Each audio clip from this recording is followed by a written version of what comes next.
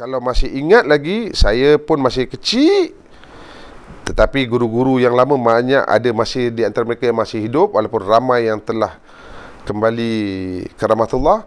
Tapi waktu itu selepas berlaku 13 Mei, seluruh gelanggang-gelanggang silat dalam Malaysia penuh.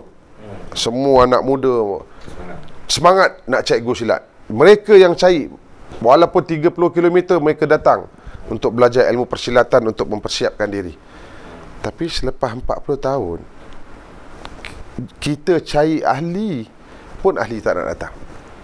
Datang sekali, besok tak datang, lepas tu berhenti. Bayangkan apa nak berlaku lagi 10 tahun. Tak lama, saya cuma cakap 10 tahun je. Tak payah cakap 50, tak payah cakap 100, lagi 10 tahun. Mampu tak kita untuk terus mengembangkan silat ini? Ini realiti.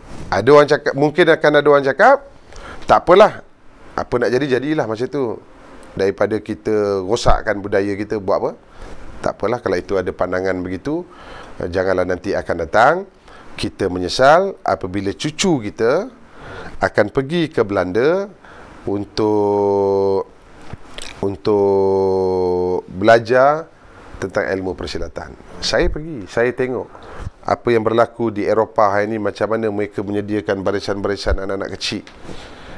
Dalam saya punya pergi bersama dengan beberapa orang-orang daripada pesaka, masa itu Tan Sri Presiden ada, Tan Sri Muhammad Ali Rostam ada, Datuk Adi Wijaya ada. Kami pergi ke Netherlands.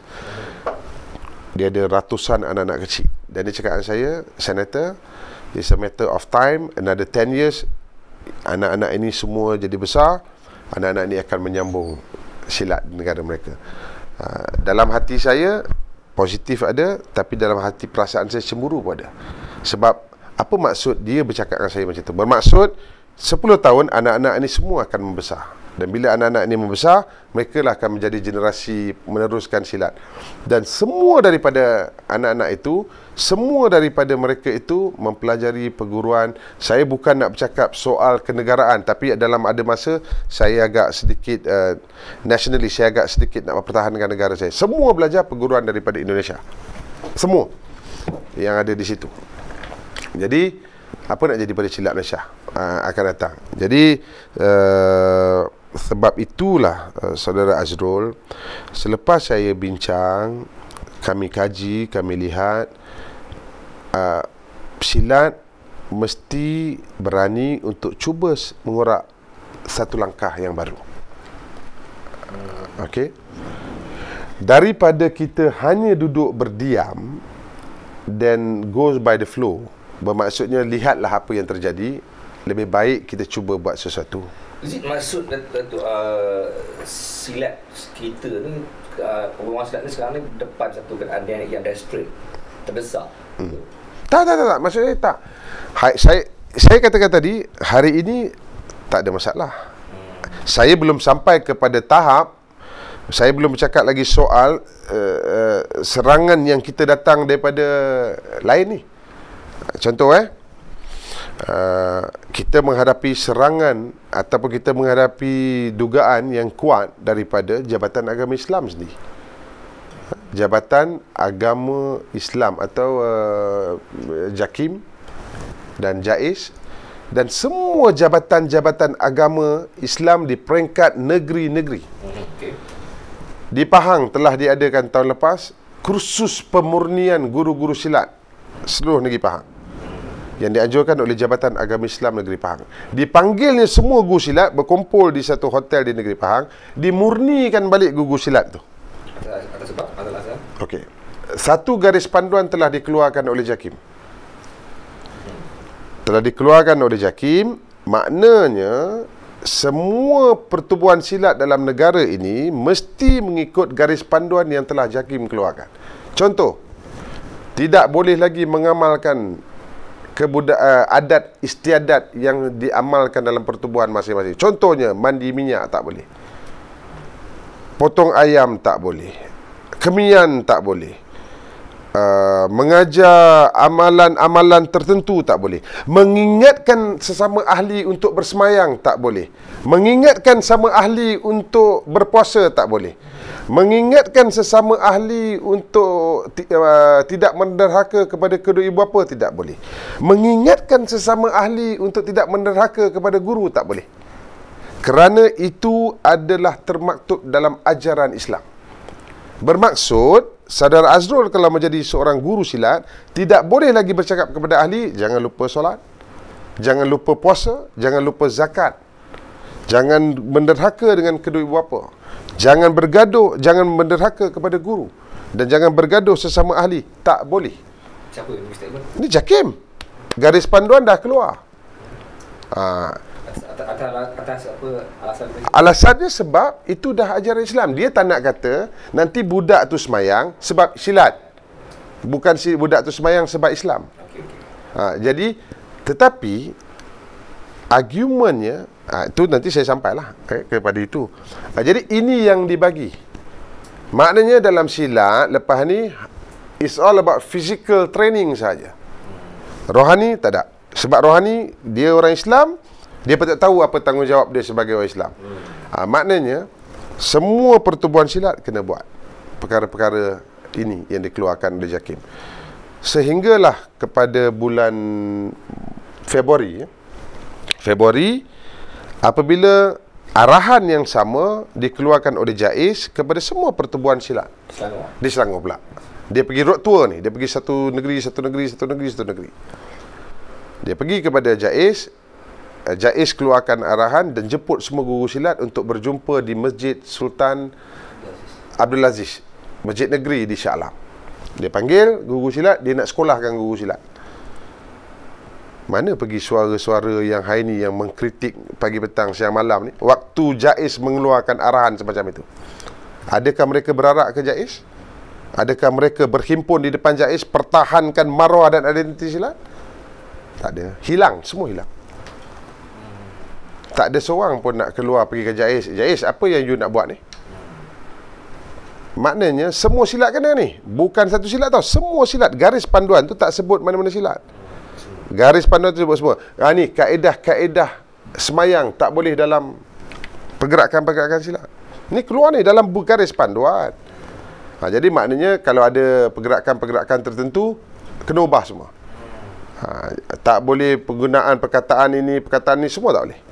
Jadi akhirnya ini yang kita dapat daripada dalam ni. Dengan serangan-serangan seperti ini, yang nak merosakkan ni orang Melayu juga.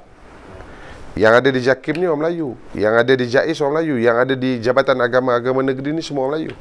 Tapi mereka tak peduli. Mereka nak garis panduan tu diikut. Dan panggil semua guru silat, dengar, balik ikut Kalau tak ada, kita akan ambil tindakan. Kalau tidak, kita akan haramkan pertubuhan-pertubuhan ini. Akhirnya saya mengambil tanggungjawab, memikul amanah itu untuk berdepan dengan mereka di JAIS sebelum kursus itu dilaksanakan. Dan saya telah bagilah hujah-hujah saya yang cukup lengkap dan cukup detail. Masa itu saya masih ingat, saya ucap terima kasih kepada beberapa wakil daripada Persatuan Seni Silat Cekak Malaysia. Wakil Dewan Perguruan Datuk Maidin datang, Saudara Rosman Mat Deli, Naib Presiden Pesaka bersama dengan saya, daripada Silat Lincah Dr. Haji Ahmad Tajuddin dengan saya, dan beberapa academician. Kita bawa beberapa academician, mereka yang bergelar profesor dan sebagainya, untuk bersama-sama. Sebab kita nak juga bercakap dalam konteks akademik dalam silat, bukan hanya silat dilihat sebagai hanya satu pertubuhan yang kononnya mengamalkan ajaran-ajaran khurafat dan akhirnya membawa umat Islam kepada perkara-perkara yang syirik. Mana suara-suara ni? Mana ni pendekar-pendekar yang hari ni kononnya 2-3 orang, tapi ramai yang tak setuju dan minta kita pergi. Dan saya pergi berhadapan dengan mereka, dan akhirnya syukur dibatalkan di Selangor. Akhirnya mereka ambil keputusan untuk membatalkan. Tapi percayalah saudara Azrul, usaha itu akan berlaku terus selepas ini. Mungkin hari ini mereka tak dapat, mereka akan cuba besok. Besok tak dapat, mereka akan cuba lusa. Mungkin ada agenda-agenda tertentu untuk melemahkan kita, kerana mereka lihat dalam silat ini kuat penyatuannya. Silat pada saya, dia melangkaui kepercayaan politik. Dalam silat kita boleh ada pelbagai ahli yang menjadi ahli kepada mana-mana parti politik, tapi boleh bersatu dalam bendera silat.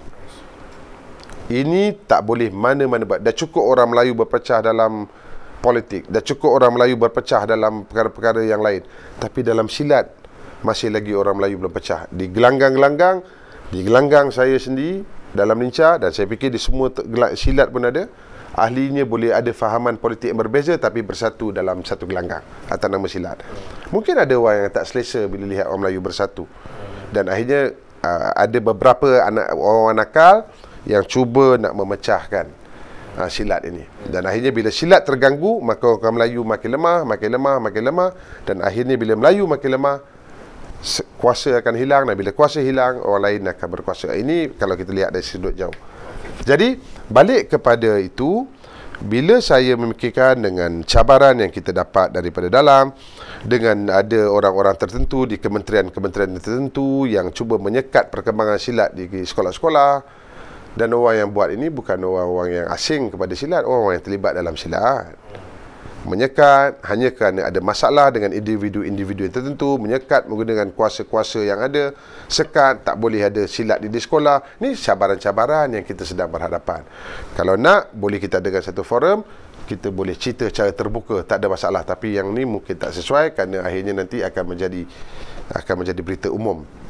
Tapi tidak ada masalah untuk jumpa saya, atau nak ada buat forum tertutup, saya boleh ceritakan A to Z apa yang berlaku. Tapi kalau hanya kita nak menuding jari saja sehingga akhir, maka masalah tak selesai. Maknanya mesti ada satu tindakan di luar kotak, pemikiran di luar kotak yang boleh kita cuba stabilisekan balik imej silat ni. Satu, saya dah kata tadi, imej silat dilihat negatif. Keduanya, kita tidak ada bantuan media dan juga bantuan promosi dari segi media elektronik dan media cetak. Melainkan kalau ada pertubuhan A jemput Perdana Menteri hadir atau timbalan Perdana Menteri hadir, maka besok semua sok khabar akan pakai. Lepas tu habis cerita tu. Tapi nama kata continuity dari segi laporan suka. Sebab saya faham media dia tak boleh nak cerita sepanjang masa, sebab news angle-nya kena ada. Apa news angle-nya? Tak boleh lah tiba-tiba nak keluarkan cerita pasal silat kan. Jadi sebab itulah saya kata, dalam macam mana nak cuba dia kena, you kena address isu ni secara accordingly tau. Maknanya kena susun satu, kemudian cuba selesai yang pertama dulu. Cuba selesai yang kedua, ketiga, keempat dan seterusnya.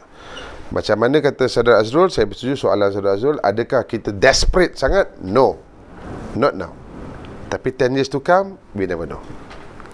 Okay.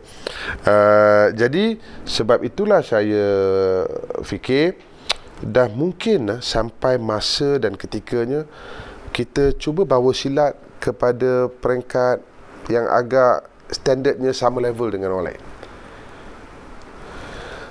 Akhirnya timbullah soal wan silat ni. Saya tahu, dan mungkin umum tahu, semua warga silat tahu, ramai di kalangan anak-anak silat yang pergi bertanding di MMA. Ramai, terlampau ramai. Saya jumpa anak-anak silat ni, saya tanya, kenapa pergi bertanding di MMA? Akhirnya ada tanggapan-tanggapan di dalam MMA itu, mereka akan suka lawan dengan orang silat kerana lebih mudah untuk dikalahkan di gelanggang MMA. Katakanlah contoh, mereka akan bertemu seni bertanding yang ini bertemu dengan silat, dia suka. Kononnya dia kata ini dah jadi lauk dia lah. Pada tu dia cakap je kan. Tapi realitinya banyak di pertandingan-pertandingan MMA, kadang-kadang anak-anak silat kita gagal untuk tembusi. Mungkin mereka tak biasa dengan cara itu. Mereka tak biasa dengan peraturan itu. Tetapi pertandingan ini mendapat sambutan. Dan saya tanya, kenapa pergi bertanding tempat-tempat macam ni? Kenapa tak masuk silat olahraga? Jadi banyak jawapan yang saya terima, Datuk, kami suka yang ekstrim. Kami suka yang ekstrim. Jawapan siapa? Daripada yang terlibatkan di dalam pertandingan-pertandingan yang ekstrim ni, kami suka yang ekstrim. Kita suka untuk berlawan. Mana macam free fight lah. mana mereka tidak dikongkong dengan peraturan-peraturan yang menyekat mereka untuk mempamerkan kebolehan mereka. Jadi gelanggarnya ialah di sana, dia pergi ke sana. Jadi bila kita kata silat olahraga, dia mungkin tak sesuai untuk diri dia, tapi untuk orang lain suka untuk bertanding silat olahraga. Jadi saya fikir, mungkin kita juga kena sediakan pentas itu. Wan silat bukan pertubuhan baru, saudara Azrul. Wan silat bukan satu aliran baru dalam silat. Tak. Ianya hanya satu pentas, satu platform sahaja yang saya cuba bawa bertaraf antarabangsa. Itu saja. An international feel. Maksudnya dia ada elemen bunyi, ada elemen lampu, ada elemen elektronik yang boleh membawa silat ini berada at par dengan yang lain. Pentas saja. Bukan orang boleh jumpa saya, saya boleh claim diri saya sebagai guru utama wan silat. Tak. Nak masuk, pastikan layu daripada perguruan mana. Pergilah belajar dulu, kemudian datanglah. Contohnya, dia bukannya satu silat baru, tak, satu pentas saja. Saya pun tak rasa orang ada tanggapan itu. Tapi saya nak ambil ni peluang untuk jelaskan. Dia tak macam tu.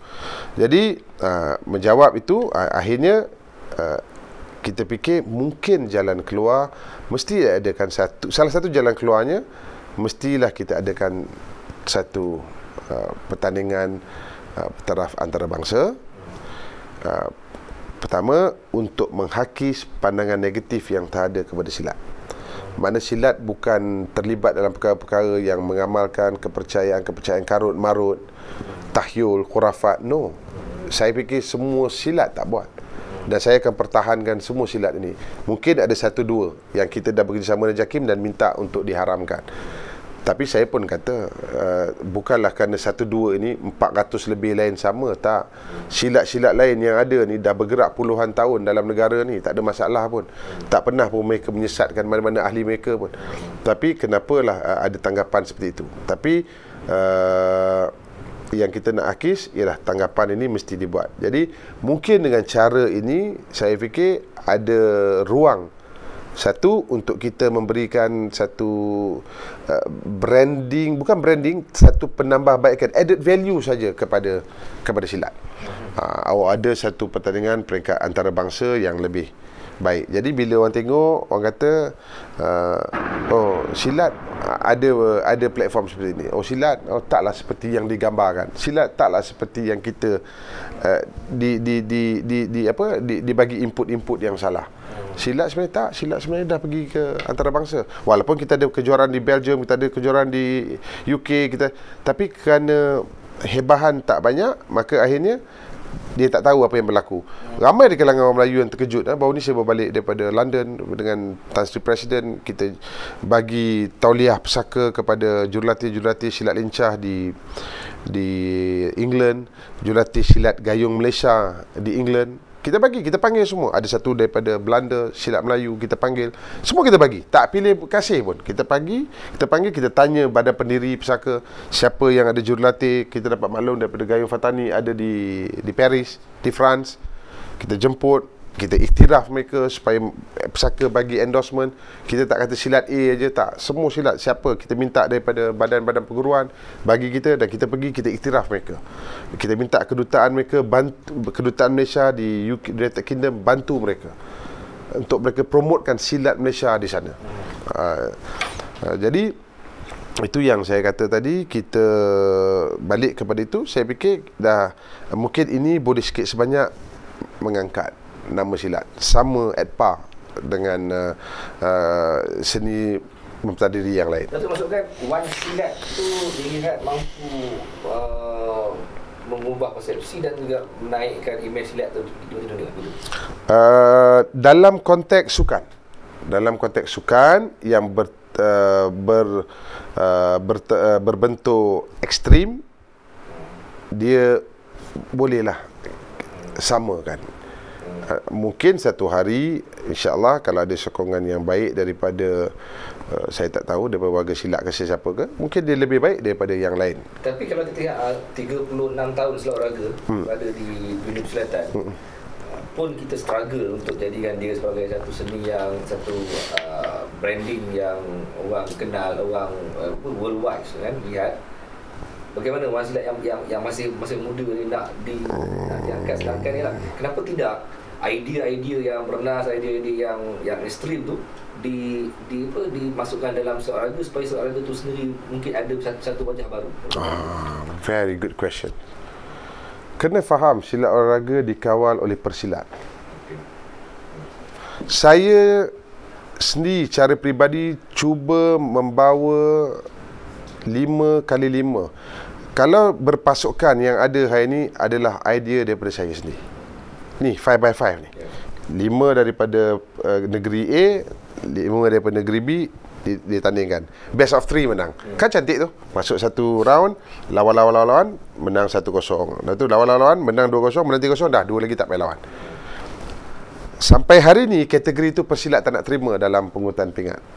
Sebab ideanya datang daripada Malaysia.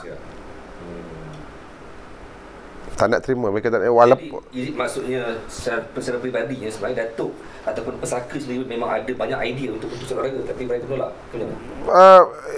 Memang dah terlampau banyak dah terlampau banyak kita bagi. Soal penggunaan muzik dalam silat seni, soal pergerakan-pergerakan yang dibakukan, ini kalau dalam konteks pesaka lah ya. Tapi ini masalah yang orang kena tahu, yang mungkin umum tak tahu. Tetapi berapa orang yang pergi dengan saya ke Kongres Persilat, yang pergi dengan saya dalam teknikal persilat akan tahu.